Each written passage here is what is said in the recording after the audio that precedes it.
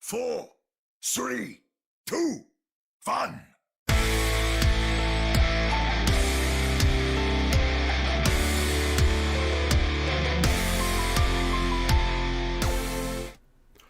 Welcome to another edition of the Ready Set Poem Podcast, your premier source for everything to do with the Vancouver Titans.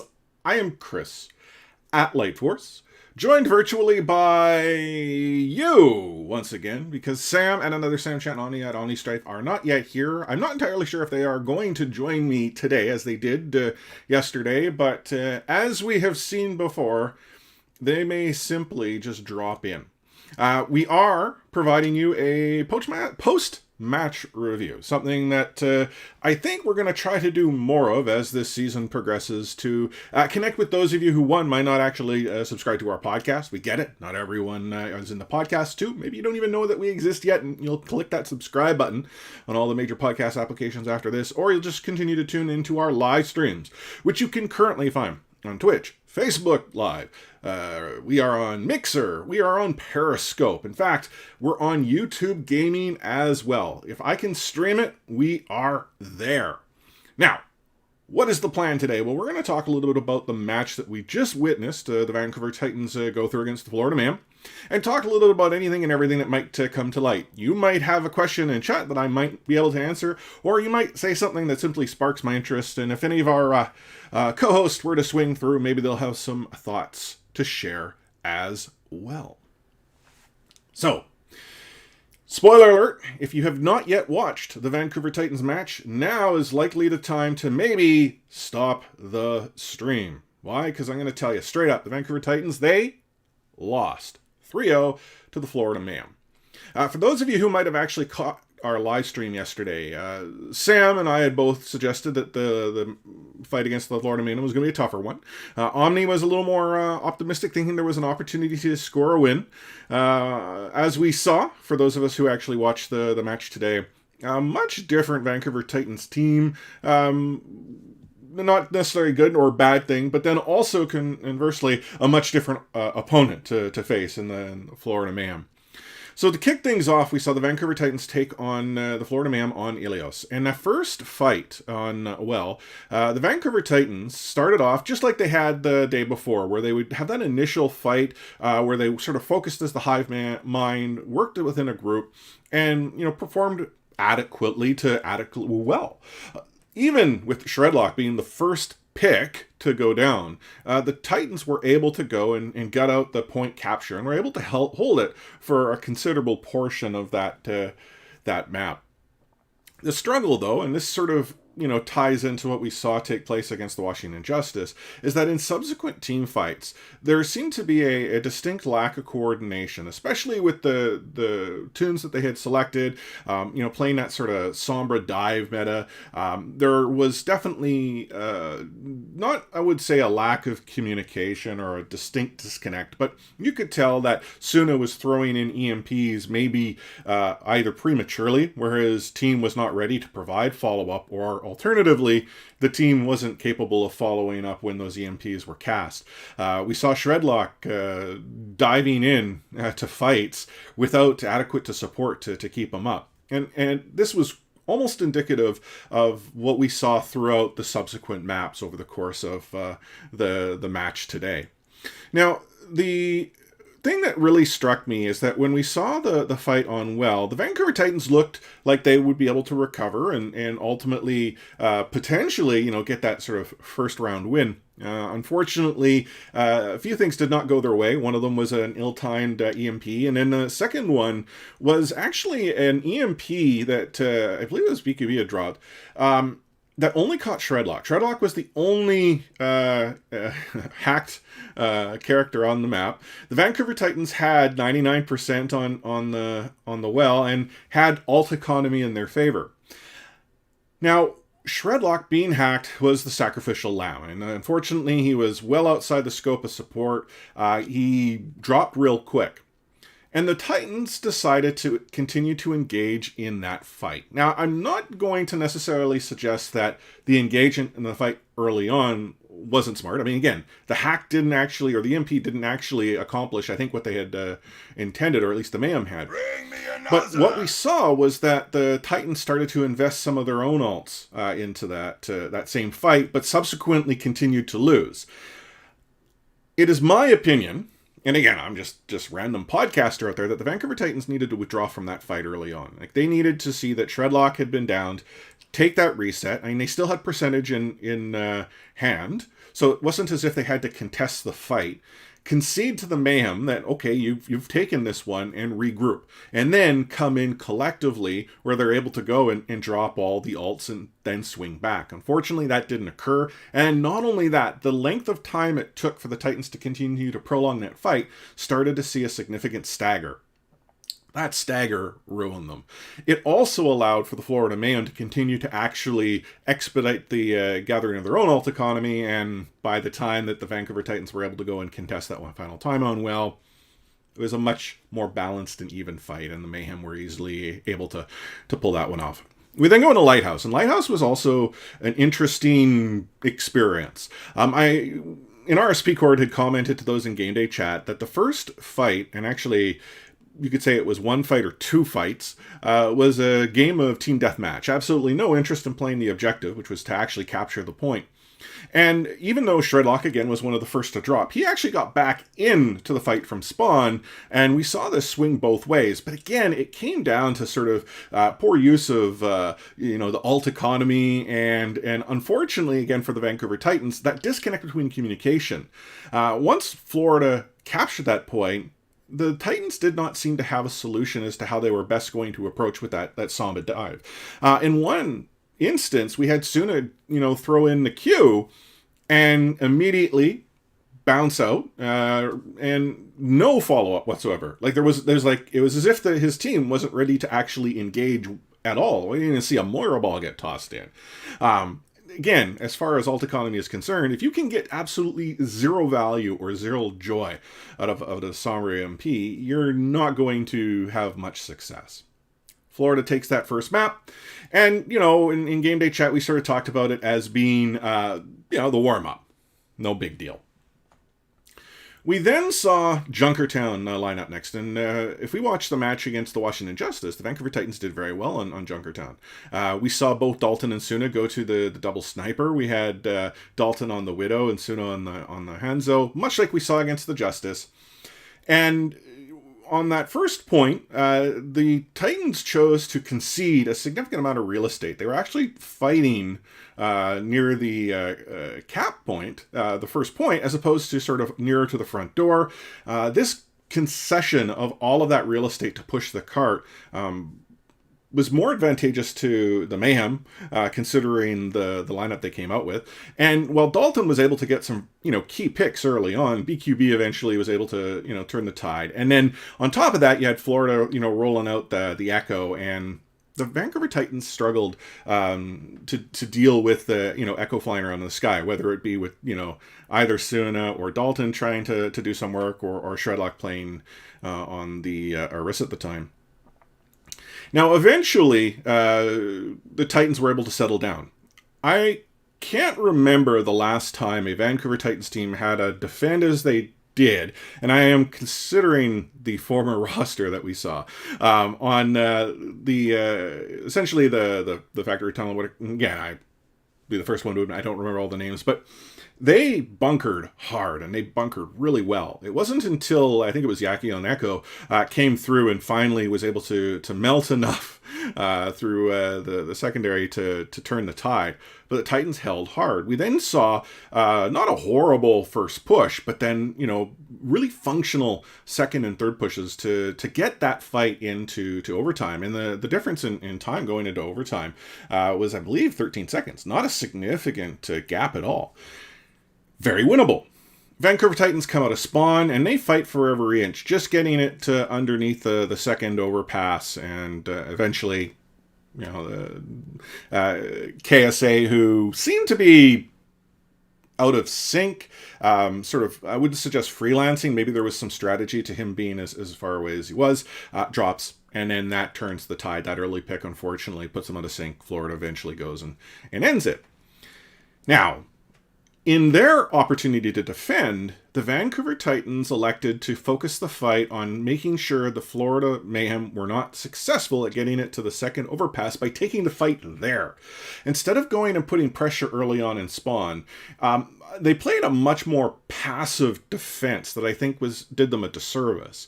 Now, that's not to suggest that a more aggressive defense, where they were up at spawn or to the left of spawn, would have resulted in any difference. Because arguably, if that doesn't work out, you have a much longer trek to get back from your own spawn to contest and fight that second fight that would subsequently have to take place.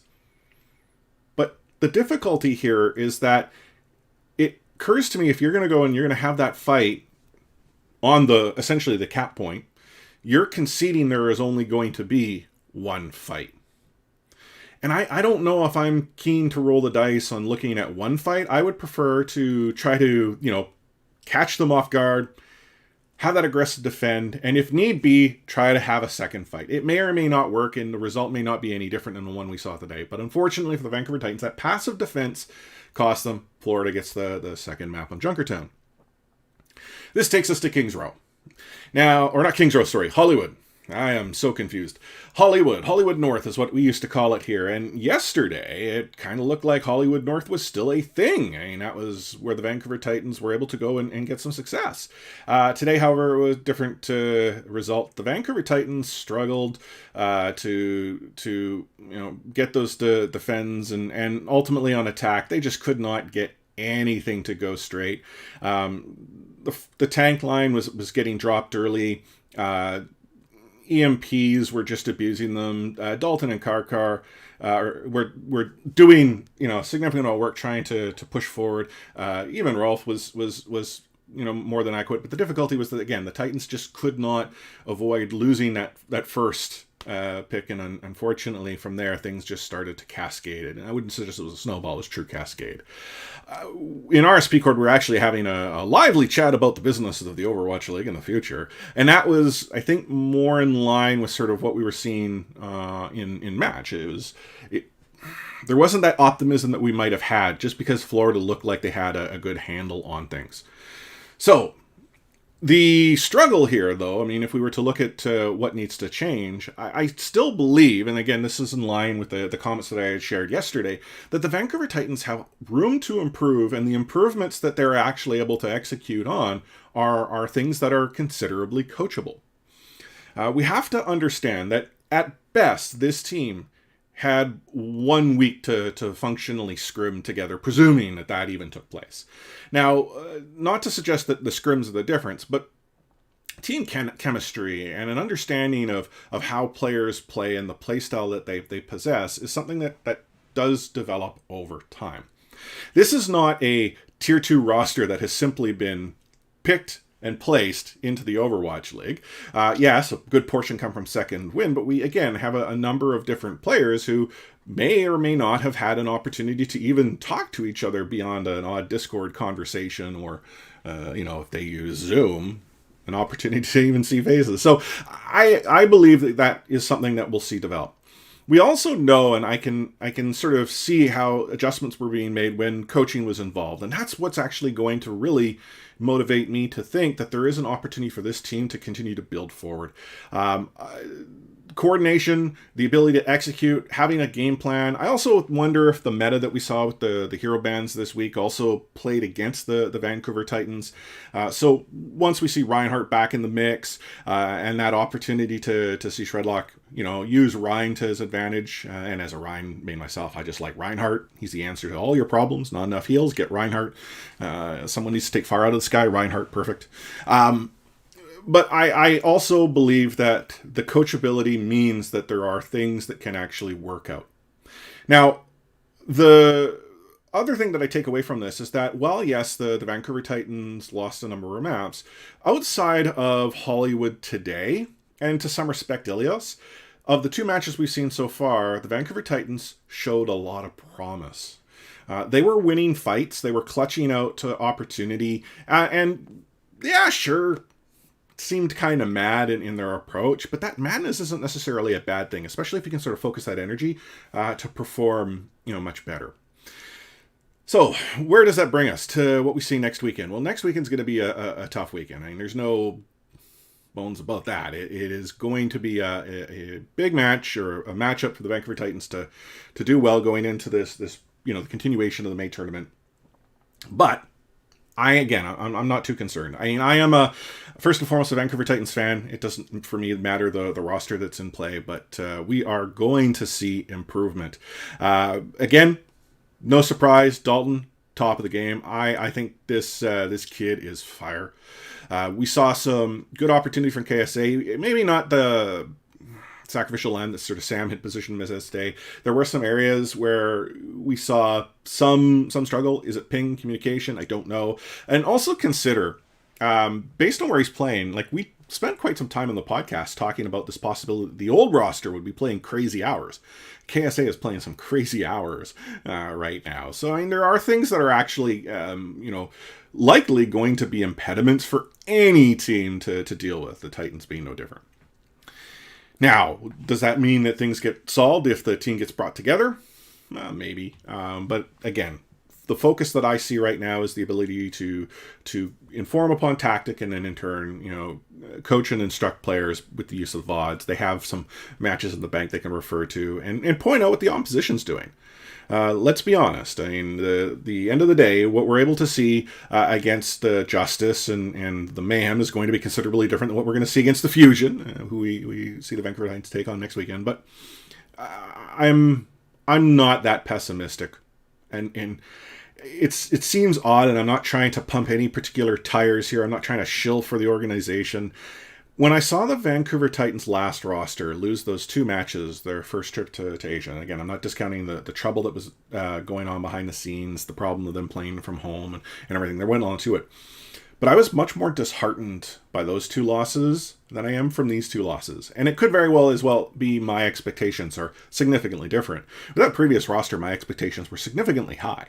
I still have high expectations with the Vancouver Titans roster today, but I'm also, conceding that they are going to need to grow and develop. And if anyone were to think otherwise, oh no, this team needs to come in and simply pop heads, okay, great, maybe that'll happen. But I'm not too concerned.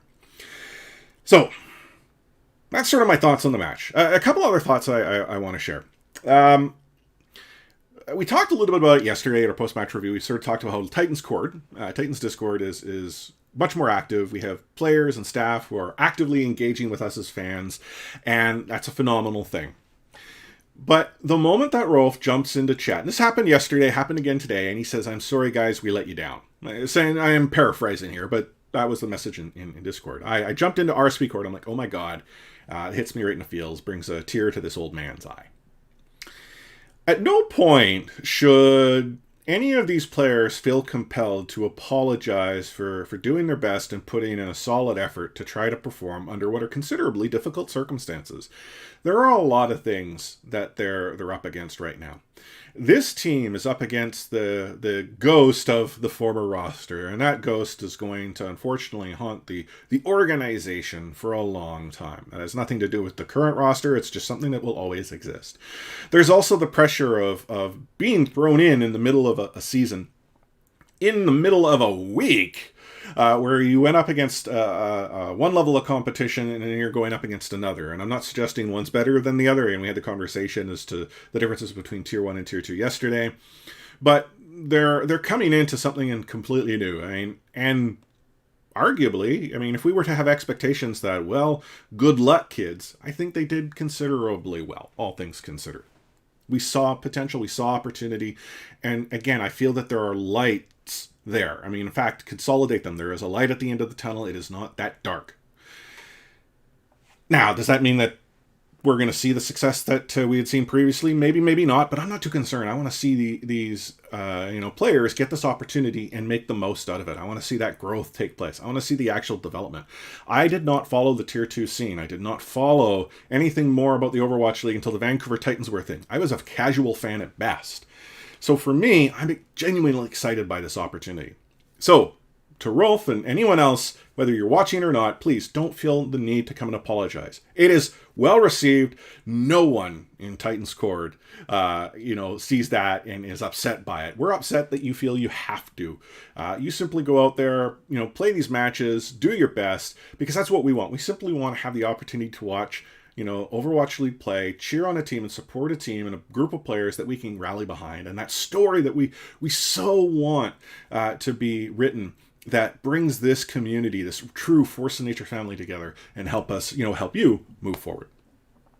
So, looking at chat, Pearly Gates, you mentioned BQB is in Car's head, all of Hollywood. The poor guy held his beat for so long. Yeah, and again, I think that had to do with the fact that the Titans were having difficulty, obviously scouting, but then also, I think there's also this pressure where no one player wanted to make a mistake, and one of the things that I feel, I'm not going to say fine, I feel, is that when you're so focused on not making a mistake, you're actually focusing on mistakes. You're not trying to act like, make one on purpose, but because you're focusing on mistakes and not trying to commit one, you're not thinking of the mindset of what you're going to do and how you're going to do it. So I traditional sports is sort of my jam. It's where I grew up. I played baseball growing up, softball. And whenever I went up to bat, I always had the mindset that I was going to go up to bat and I was going to execute. What was it that I needed to do to put that ball into play? Is it a particular spot in the field I'm going to put that ball? Is it a specific, play that we were trying to perform? Am I a sacrifice bunt? What have you? I went up with the mindset that I was going to execute what my job was. The focus was positive. I'm not a professional ball player. I was never good enough to actually consider the opportunity to dream to be in the big leagues one day. But I didn't go out there thinking, oh my goodness, I hope I don't screw that up. And again, it's just a mindset thing. It's sort of how I approached it. So if I were to go and take that into what we saw within the gameplay within the Vancouver Titans, or really any professional esport, in my mind, you go in with a plan and you look to execute. You always focus on what is it that I need to do my job, but also support my team doing theirs. And I think, there was sort of that mental block taking place where I'm sort of got my eye on the side. I'm not really paying attention to everything in front of me. I'm not wanting to make that mistake, and it unfortunately, proved fatal in this case in game. If we look at the Toronto Defiant San Francisco Shock match, there were multiple times where Toronto Defiant, I felt, allowed the mystique of the San Francisco Shock to get in their heads. There was one point on Kings Row, for those that watched, where the San Francisco Shock not once but twice tried to do some weird rotate strat on attack by going up to the top. You could tell the second time that the Shock were going to try to do this. The Toronto Defiant, I think, figured out, they're up top. They're trying to drop down and do this weird rotation on us. And instead of going and doing something themselves or adjusting or adapting, they sort of paused. It was like, okay, well, we'll let them do what they're going to do because we're not entirely sure. And it's almost like they conceded that, well, man, this team's doing some big brain stuff. So let's play it safe and not adapt or, go to actually the cart. No one was pushing the cart at that point. And what happened? It cost them. The Shock were not only able to go and execute that second time around, when really surprise should not have been an issue because they'd already done it once and it's quite obvious they're doing it again. And I think, again, that comes into sort of that mental acuity where, you know what? This is what's going to happen because we know they're so good that they can do stuff like this. Yeah, they are good. You don't, look at your opponent and judge them to be inferior. I mean, but you respect them, but you also have to understand that you are accomplished and capable in what it is that you're looking to do yourself. And then Brilliant, you sort of followed up this where, it served the team well to adopt the early Dallas style, playing passively while, protecting or pocketing your DPS. So Sam yesterday actually talked about that. He said that the focus should be more on, using Dalton and to some respect Suno, but really pocketing DPS and looking to get those picks, ensuring that your damage is being dealt consistently across the board, tanks being able to support that as well. As Vancouver Titans fans, we're much more accustomed to the front line being the one setting the tone, right from Bumper, hitting that shift and charging in, and then Twilight and Slime investing everything under the sun to keep Bumper alive, creating that chaos. And I'm not sure that we're seeing that from this edition of the Vancouver Titans team, but you sort of go on, to the point where it allows them to do it down, and then, Shredlock toning it down. Yeah, I mean, Shredlock, he's right now the support line isn't able, or isn't not capable, but isn't able to give him the support that is necessary. And once that pick occurs, and Shredlock often is the first, and it's not to suggest, the main tank dropping is always going to be bad, but he's dropping so quick that it's then causing whatever the plan seems to be not to execute as it's supposed to, and it also gives that opportunity for the opponent to actually be much more aggressive. So I think, making that adjustment is most important, and I would imagine we're probably going to see something like that evolve. We have to consider, right now there are 6 players on this Vancouver Titans roster. I know very little outside of what we shared with our patrons based on some, deep intelligence and some sleuthing that we had performed, to think that there will be a 7th, but we're pretty confident there will. Now, who would that 7th player be? Well, we talked on the stream, we think there would be another DPS. And if that's the case, having sort of that flex DPS role being sort of the need that we, collectively identified, I would imagine that you would then see that adjustment. We are now going to sort of pocket your DPS, specifically Dalton, whether it be Suno or whomever might come into that mixture. And then the adjustments on both the front and support line as a result. Jawaldra, I mean, you were saying, I guess that stuff will work out after a while with team bonding. And yeah, that's key. Like right now, I mean, these players probably know each other in some way, shape, or form. Some know each other better than the others because they've played together. But team chemistry is well known to provide an ability to perform. So I'm going to talk about, again, my own personal experience in game. So there is a group of guys that I play with quite regularly. I've known most of them through an outside of the game, actually, through work. And I would suggest that of the group, I am by far the weakest link. I mean, if anyone here has seen me play Reinhardt, I don't quite understand that Reinhardt isn't a support hero, isn't a DPS hero, has a shield, and has more than W key and a shift. I mean, I enjoy playing Reinhardt and, swinging the hammer. This group, however, because we all sort of know each other, they know my playstyle. They also know that I am more than likely to go and hit the W key sort of without letting my team know. If I see so much as a tiny little crack in the door, I'm the guy trying to force my way through it. Now, they know this because they played with me quite a bit, but they also sort of know my personality. It's like, YOLO, and off I go. So the benefit of this ability to understand how I play the game allows them then to sort of focus on those opportunities. So one of the guys I play with, I mean, he plays real mean Ana, and I don't know to this day how he is able to support me the way he does. And yet, more than not, I can go in and do some crazy stuff, bring the fight to a team, and, he keeps me up.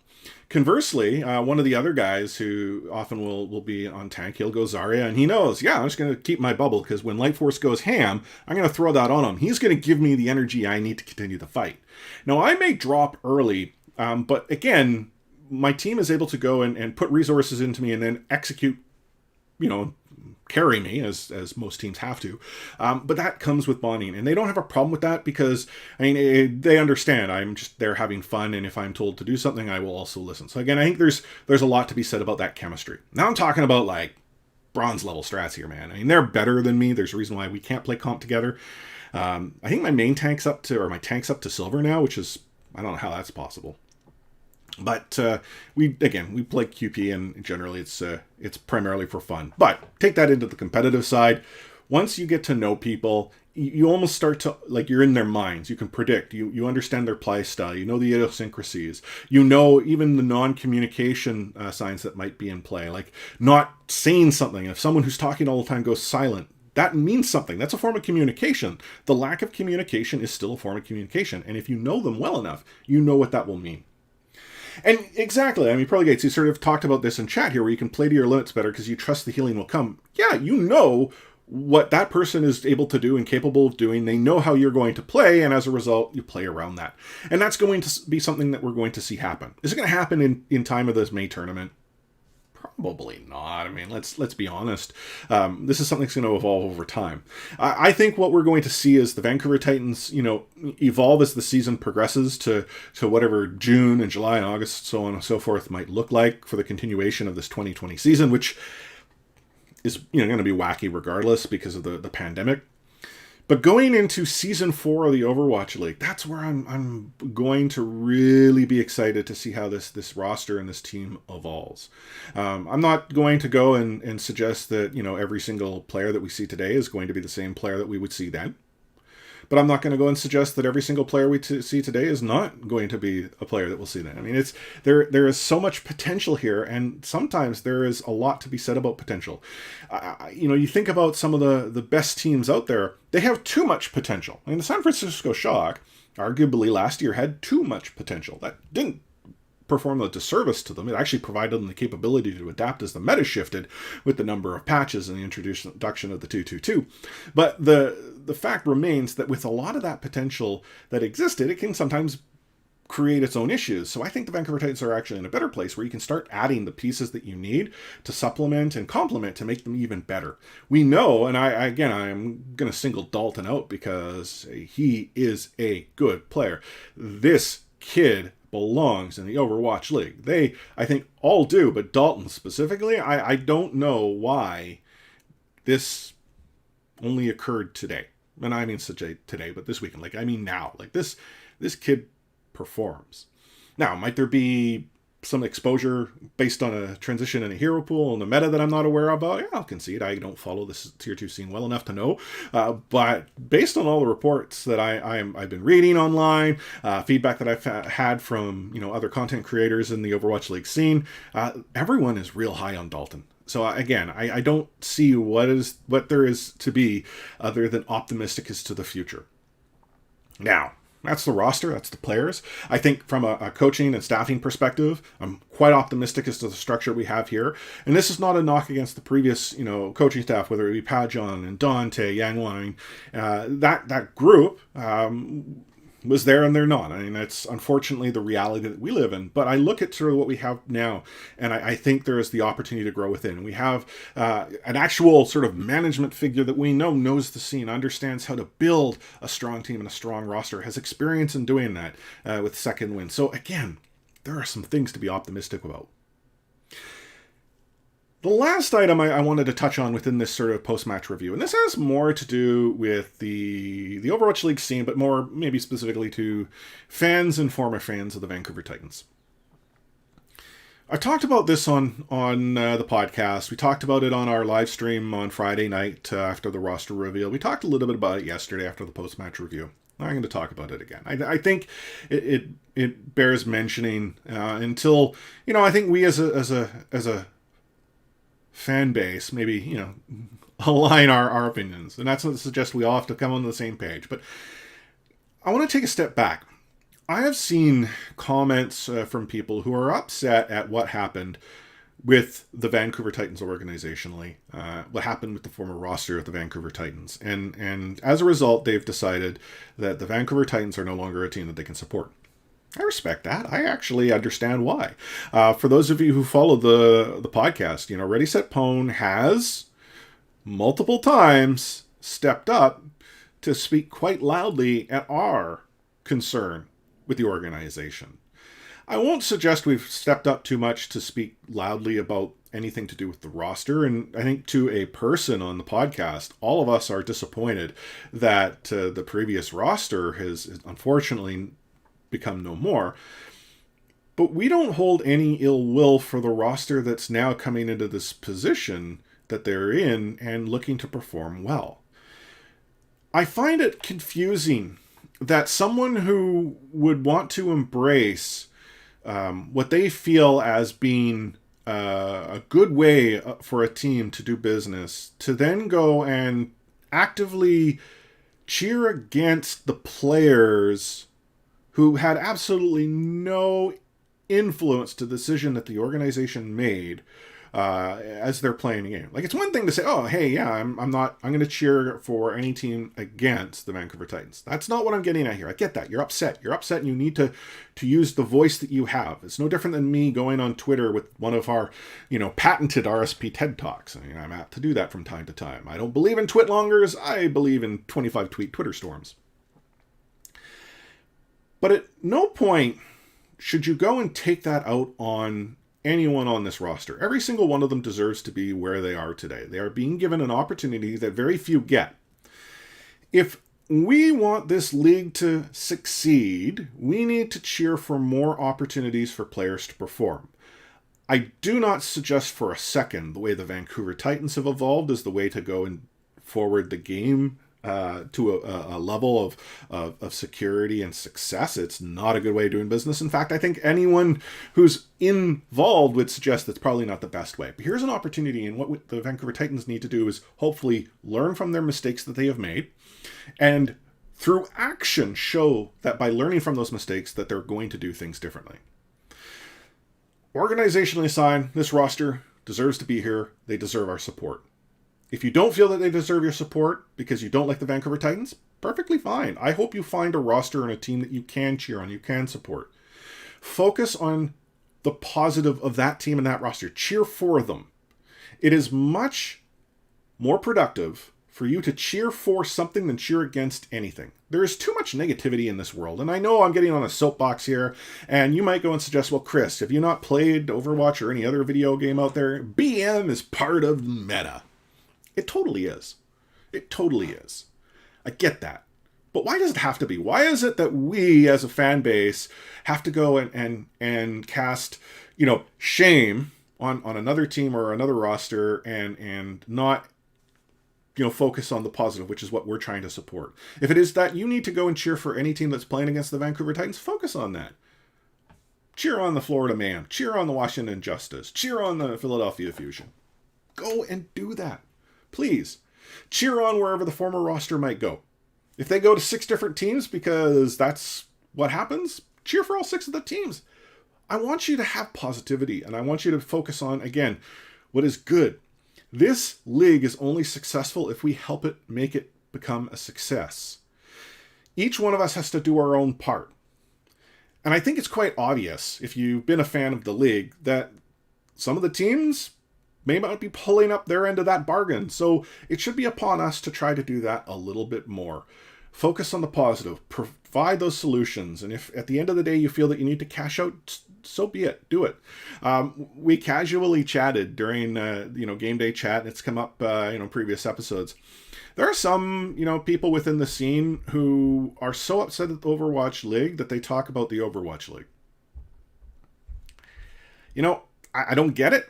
And maybe they know more than I do. In fact, that's probably quite true. They know more than I do. But why do we have to be so upset about something? Let's focus on what's something to be excited about. If Valorant's your thing, pop a twit longer on Twitter and have some fun in Valorant. Ain't nothing wrong with that. At the end of the day, it's about playing video games, having a good time. When it comes to the professional leagues, it's about an e-sport experience that takes us as fans to another place, something that we can get excited behind and really wrapped up behind. And again, it's for us to have that pop, that excitement, being part of the energy, being part of something special. Yeah, there are going to be a lot of mistakes and things are going to be done wrong and things can be improved upon. But if we focus on all of the negative all of the time,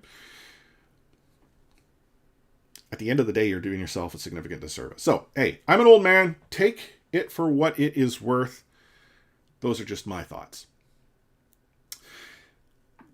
So I'm going to wrap things up. Again, it just meant to be a sort of short stream, given that post-match review. Wanted to share a few additional thoughts that have come to my mind. The bulk of what we talk about comes out each and every week. We have our episodes, for those of you who follow the podcast, you already know. High noon on Wednesday is when they go live, with the odd bonus episode thrown in here and there. If you don't already subscribe to the podcast, we're in pretty much every major podcast application out there. You can find us at Ready Set Pwn, and as I said, weekly, you'll see a new episode show up in your inbox and or app. You can also listen to us directly from our website, ReadySetPwn.com. If you want to follow us on social, we're at Ready Set Pwn on Twitter, we're Ready Set Pwn on Instagram, we're Ready Set Pwn on Facebook. Easy to find us, any of those places. And if you want to actually join in on the conversation, I encourage you to join our Discord, and that's discord.io/ReadySetPwn. We have an active community, one that's quite passionate. In fact, so passionate that we've got people that may no longer be Vancouver Titans fans, but for them, they want to be part of this community. And that's what's, again, most important. It's really finding a group of people that we can get, not so much get along with. I mean, ideally that would be the case, but to resonate around and really, be the power that pushes things forward. I said this last night, I'm going to say it again. Hey, anyone here from the Vancouver Titans, we need to move this community forward. We need to engage them. There are many very smart people here in the community, some that will do great things if only asked, have great ideas if only asked. Some of them share those ideas but see no recognition. It doesn't take a lot to say, hey, you've done great work. And there are many in this community that do. I've talked about her on previous episodes. We have someone like Jessie who whips together some of the greatest Vancouver Titans artwork that I have seen. I mean, they're talented artists. Lots of people have.